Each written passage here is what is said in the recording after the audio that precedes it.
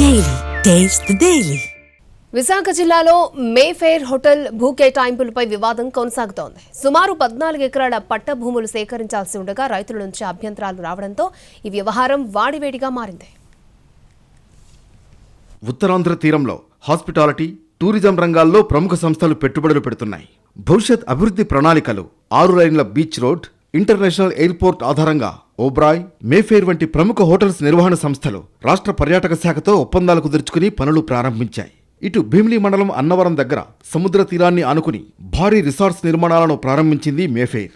ఈ భూముల్లో ఎక్కువ శాతం ప్రభుత్వానికి చెందినవి కాగా సుమారు 14 ఎకరాలపై అభ్యంతరాలు వ్యక్తమయ్యాయి. అన్నవరం సర్వే నంబర్ 101/1లో సుమారు 200 ఎకరాల భూములు ఉన్నాయి. ఒకే సర్వే నెంబర్ కింద భూమి మొత్తం ఉండిపోగా ఇంతకాలం రైతులకు ఎటువంటి ఇబ్బందులు తలెత్తలేదు.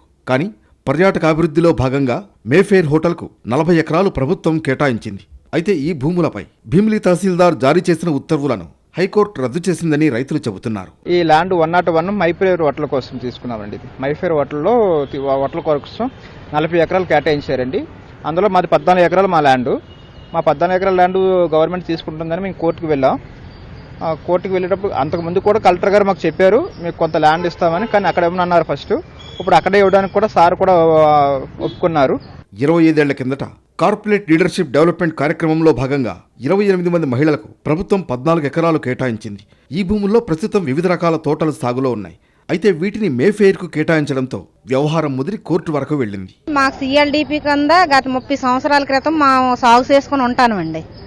14 ఎకరాలండి, 28 మంది అండి, మనిషి అర ఎకరం సాగు చేసుకుని ఉంటాను. ఇప్పుడు అది గవర్నమెంట్ తీసుకోవడానికి ప్రయత్నం చేసిందండి. దానికోసం మేము కలెక్టర్ ఆఫీస్కి వచ్చాం, కలెక్టర్ గారిని కలిసాం, ఎమ్మెల్యే గారిని కలిసాం. కలెక్టర్ గారు కూడా మాకు న్యాయం చేస్తామని అన్నారు. మొత్తానికి న్యాయస్థానం ఆదేశాలతో పాటు భూములను కోల్పోతున్న ప్రతి ఒక్కరికి న్యాయం చేస్తామని జిల్లా యంత్రాంగం హామీ ఇవ్వడంతో గొడవ సద్దుమణిగినట్లు కనిపిస్తోంది.